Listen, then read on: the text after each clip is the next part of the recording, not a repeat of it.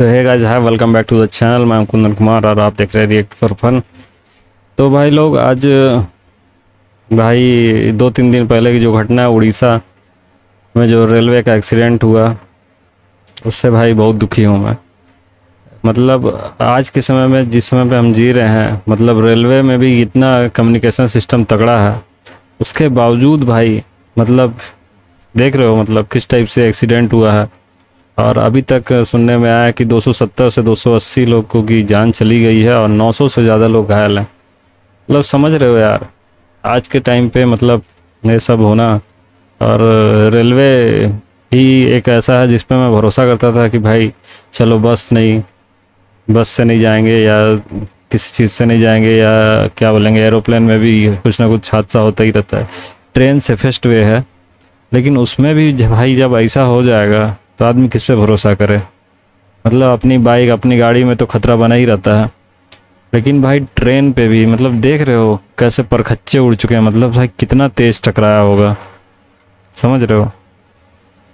तो भाई बहुत गजब की घटना है भाई। मतलब पूरा देश इससे शॉक्ड है। और सारे मतलब नेता लोग भी मतलब श्रद्धांजलि दिए और शोक व्यक्त किए, वो सब तो ठीक बात है, लेकिन यार नुकसान तो हुआ ना परिवार वालों का, जिनके जिनके परिवार के लोग थे, जिनकी जिनकी जान गई है, नुकसान तो हुआ। सरकार चाहे कितनी भी सहायता राशि दे दे यार, लेकिन फिर भी उन लोगों का ना क्या है कि मतलब आप उनकी कमी को पूरा नहीं कर सकते ना पैसे देकर। और आज के समय पे 2 लाख होता ही क्या है, वो भी बात है। पर ठीक है, कुछ नहीं होता, लेकिन थोड़ा सहयोग राशि हो जाता है। उस पैसे को लेकर करेगा क्या आदमी, लेकिन क्या बोलूँ यार, अब मतलब बहुत ही संवेदनशील स्थिति है। मतलब चलिए देखते हैं इसी पे ना, मतलब एक वर्ल्ड न्यूज़ की मतलब रिपोर्ट है, उसको देखते हैं क्या है ना, कैसा है और पूरा आंकड़ा क्या है, उसको देखते हैं।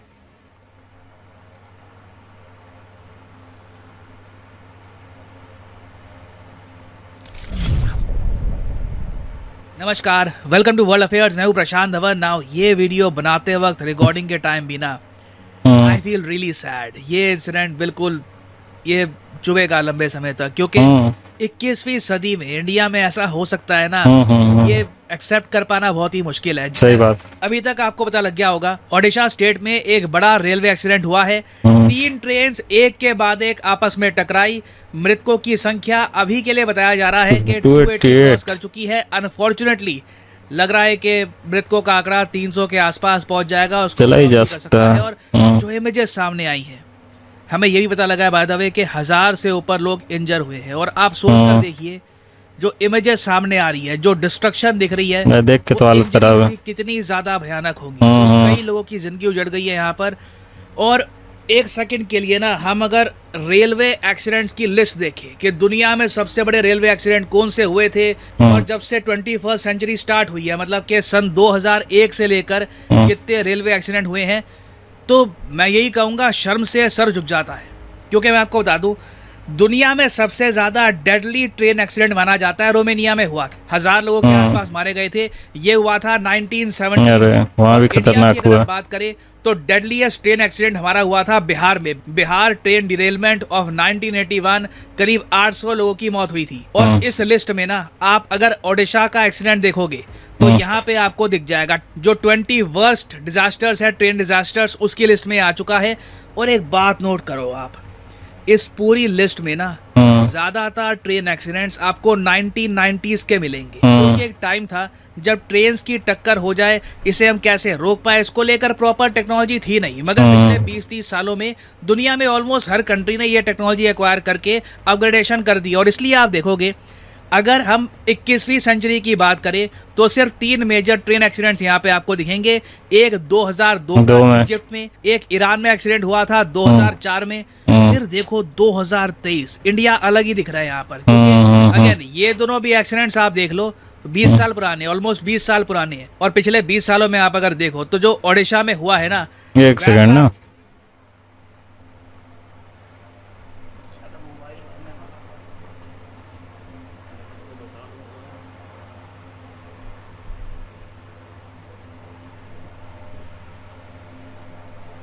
क्या है भाई, मेरा कैमरा या मोबाइल जो बोल लो, उसका बैटरी डेडलाइन हो गया था, अभी मरने वाला था, उसका भी एक्सीडेंट हो जाता।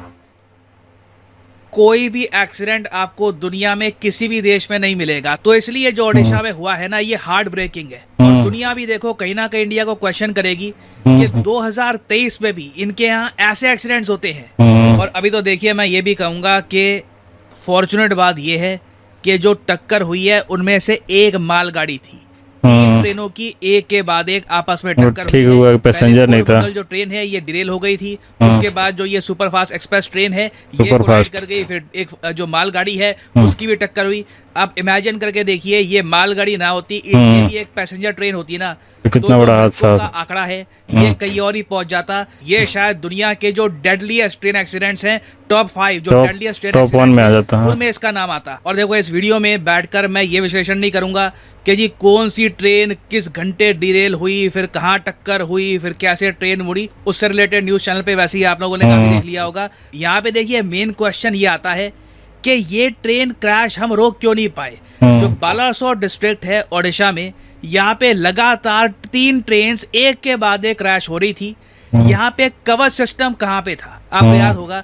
कवच सिस्टम के बारे में देश को बताया था कि बहुत ही जल्द देश के जो रेलवे ट्रैक हैं, ट्रेन हैं, वहां पर हम कवच सिस्टम को इम्प्लीमेंट कर देंगे, जिससे ट्रेन की जो टक्कर है ये हम अवॉइड कर पाएंगे। जरा ये जो फुटेज जो मैं आपको दिखा रहा हूँ ये देखिए। तो कवच एक ऑटोमेटिक ट्रेन प्रोटेक्शन की टेक्नोलॉजी है। इसमें क्या होता है, मान लीजिए 2 ट्रेन हैं, दोनों ट्रेन अगर सेम ट्रैक पे अगर बाई चांस गलती से भी आ गई तो पास में आती है, उससे पहले कवच उसमें ब्रेक लगा देगा, उसको रोक लेगा, तो एक्सीडेंट नहीं होएगा।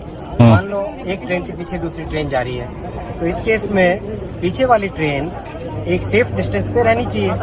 बाई चांस किसी भी कारण से ट्रेन अगर नजदीक आती है तो पीछे वाली ट्रेन में तुरंत कवच उसमें स्पीड कम कर देगा और उसमें ब्रेक लगा देगा। होना ही चाहिए। रेड लाइट है, तो रेड लाइट के पास में जैसे ही ट्रेन पहुंचे, उससे पहले उस ट्रेन का कवच अपने आप एक्टिव हो जाए, स्पीड को कम कर देगा, कम करके उसको रेड लाइट से पहले रोक लेगा। गेट आ रहा है, तो उस गेट के पास जैसे ही ट्रेन पहुंचे, बाई चांस अगर ड्राइवर ने विसल नहीं बजाई तो भी कवच उसमें ऑटोमेटिकली विसल बजा देगा। तो ये एक ऐसी फैसिलिटी है जिससे यात्रियों की सुरक्षा में बहुत ही बड़ा बदलाव आएगा। और देखो, जो ये कवच सिस्टम है, जिसे हम एक आप कह लो ऑटोमेटिक ट्रेन प्रोटेक्शन सिस्टम कह सकते हैं, जो यूरोप में बहुत साल पहले बन चुका है। यूरोप की ऑलमोस्ट ज्यादातर जो ट्रेन हैं, एटलीस्ट वेस्टर्न और सेंट्रल यूरोप में, ईस्टर्न यूरोप का मुझे इतना पता नहीं, मगर वेस्टर्न और सेंट्रल यूरोप में ऑलमोस्ट सारी ट्रेन में आपको ये जो सिस्टम है मिल जाएगा। और ये काफी हद तक काम भी करता है। हमारे रेलवे मिनिस्टर ने इस पर एक अलग से वीडियो में दिखाया भी था कि कवच सिस्टम कैसे ऑपरेट करता है। ये जो छोटी सी क्लिप है, मैं चाहता हूँ ये भी आप देखें। देखिए, कवच अपने से रोकने की कोशिश कर रहा है। ड्राइवर साहब, आप तो ब्रेक नहीं लगा रहे हैं। ड्राइवर ब्रेक नहीं लगा रहे हैं। आगे लोको खड़ा है ब्लॉक सेक्शन के अंदर, एक ही लाइन में 2 ट्रेन खड़ी है और ट्रेन कोलाइड करने की कोशिश कर रहे हैं हम लोग, लेकिन कवच रोक रहा है। Yes, great. वाह, होना ही चाहिए ना। सेम ट्रैक पे वो इंजन भी खड़ा है, ये इंजन पे है, दोनों लोग सेम ट्रैक पे है, लेकिन कवच से आगे जाने नहीं दे रहा है। तो जो भारत का ये कवच सिस्टम है, और जो बाकी यूरोप में, यूएस में, काफी कंट्रीज में सेम टेक्नोलॉजी यूज होती है, ये काम करती है। बट इंडिया के केस में अभी तक ना हमने कवच रेलवे में हर जगह यूज किया नहीं है। 2022-23 में बताया गया था इस नहीं किया यार कि 2000 किलोमीटर का जो रेलवे ट्रैक है, इसको हम कवच सिस्टम के अंडर लेके आएंगे ना। इंडियन रेलवे बहुत ज़रा बड़ी है, आप अगर टोटल रूट देखोगे तो ये आपको 68,000 किलोमीटर के ऊपर मिलेगी। उसके अलावा रनिंग ट्रैक लेंथ और ज़्यादा है। एक ह्यूज कंट्री है इंडिया, बहुत सारे ट्रैक्स हैं हमारे यहाँ। तो अभी देखो, स्टार्टिंग में 2000 किलोमीटर में कवच सिस्टम इम्प्लीमेंट किया गया है। बाकी ऑफ कोर्स हर साल बताया गया था कि 5-5 हज़ार किलोमीटर के जो रेलवे ट्रैक है वहाँ पे कवच सिस्टम हम और ऐड करते रहेंगे। और जिस तरीके से ये एक्सीडेंट हुआ है, आई थिंक पॉसिबिलिटी कम ही है कि यहाँ पर कवच सिस्टम यूज किया हो। अभी तक डिटेल सामने आई नहीं है कि इस रेलवे एक्सीडेंट में कवच सिस्टम का यूज हुआ था या नहीं हुआ था, बट पॉसिबिलिटी कम ही है क्योंकि ओवरऑल इंडिया में ही कवच सिस्टम हमने बहुत ही कम एरिया में अभी इंस्टॉल किया है। तो आई थिंक इस एक्सीडेंट के बाद ना सबसे पहला काम तो हमको वही ये होगा, करना चाहिए एज कवच। ए रिस्पॉन्सिबल कंट्री के जो कवच सिस्टम की इंस्टॉलेशन है ये फास्ट कर ऑल देनी ओवर चाहिए। इंडिया 10 गुना ज्यादा तेज करनी होगी हमको, क्योंकि अगर हम कुछ सीखना चाहते हैं ना इस एक्सीडेंट से तो यही है कि हमें सिक्योरिटी मेजर्स अपने इंप्रूव करने होंगे। टेक्नोलॉजी एग्जिस्ट करती है इंडिया में, हम उसको ला चुके हैं, बस आप कह लो रोल आउट हमें और भी ज्यादा तेज करना होगा। क्योंकि अभी देखिए पूरी दुनिया नोटिस कर रही है इंडिया में क्या हुआ है। मैं देख रहा था चाहे ताइवान की पीएम इन्होंने लिखा है इस एक्सीडेंट के बारे में, ऑफ कोर्स कंडोलेंसेस दी हैं कि बहुत बुरा हुआ इंडिया में, but at the same time आप खुद सोच सकते हैं, ये सब वर्ल्ड लीडर्स खुद भी सोच रहे होंगे इनके यहाँ आज भी 21वीं सेंचुरी में, 21वीं सेंचुरी के भी 2023 ईयर में ऐसे डेडली ट्रेन एक्सीडेंट्स होते हैं। और जो आज के समय हमारी कोशिश है कि दुनिया को ये बताएं कि इंडिया का इंफ्रास्ट्रक्चर चेंज हो रहा है, हम अपग्रेडेशन कर रहे हैं, इंप्रूवमेंट्स आ रही है, उस मैसेज को भी ये इमेजेस खराब करेंगी। क्योंकि देखो दुनिया में क्वेश्चन उठेंगे कि इनके यहाँ अगर आज भी ऐसे डिजास्टर होते हैं तो कल को इनकी मालगाड़ी, इनकी फ्राइट ट्रेन क्या सेफ रहेगी? क्या यहाँ पे हम लार्ज स्केल मैन्युफैक्चरिंग सेटअप कर सकते हैं? तो नीड ये है कि जल्दी से ना हम इस एक्सीडेंट से सीखें और ऐसे मेजर्स लें, हमारे देशवासियों को ऐसा मैसेज सेंड करें, दुनिया को एक ऐसा मैसेज सेंड करें कि ऐसा एक्सीडेंट इंडिया में आज के बाद कभी भी नहीं होगा और इट इज पॉसिबल, हम ये कर सकते हैं। बस आप कह लीजिए एक पुश यहाँ पे लगना है, फंड्स एलोकेट करने हैं और इंडियन रेलवेज को हम ज्यादा सुरक्षित बना सकते हैं भविष्य में। और इसी नोट पर मैं वीडियो खत्म करना चाहूंगा। कोई प्रमोशन वगैरह कुछ नहीं होगा। जो मृतक हैं यहाँ पर उनकी आत्मा को शांति मिले, ओम शांति। और हाँ, सैड डे, ये इंसिडेंट मेरे दिमाग में रहेगा लंबे समय तक, बहुत लंबे समय तक। Thank you. भाई लोग, आप लोगों ने देखा वीडियो और हम लोगों ने समझा कि भाई कितना बड़ा इंसिडेंट है। मतलब ये आंकड़ा अगर पहुंच गया धीरे धीरे तो लगता है कि भाई मतलब टॉप रैंकिंग पे आ जाएगा। तो भाई मैं भी ज़्यादा कुछ नहीं कहूँगा, बस यही कहना चाहूँगा कि भाई कवच सिस्टम को जल्द से जल्द लागू करना चाहिए इंडियन गवर्नमेंट को। और हम लोग भी, सभी लोग सहयोग करेंगे, कुछ ना कुछ फंड राइज करेंगे, है ना। अगर जो भी है जो भी फंड होता है, सहायता कोष होता है, उसमें ज़रूर करेंगे। और हमारी सुरक्षा को लेके है और जिनके परिवार वाले को मतलब लॉस हुआ है भाई उसके लिए आप प्रे ही कर सकते हैं और तो कुछ कर नहीं सकते हम लोग, है ना। तो भाई बस यही कहूँगा कि भाई सेफ रहें, सुरक्षित रहें और जितने मृतक हैं उनको, उनकी आत्मा को शांति मिले और घायल लोग जल्दी से जल्दी ठीक हों, है ना। इतना ही करते हुए भाई मैं बोलूँगा कि चलो ठीक है, बाय आज के लिए। जय हिंद, जय भारत।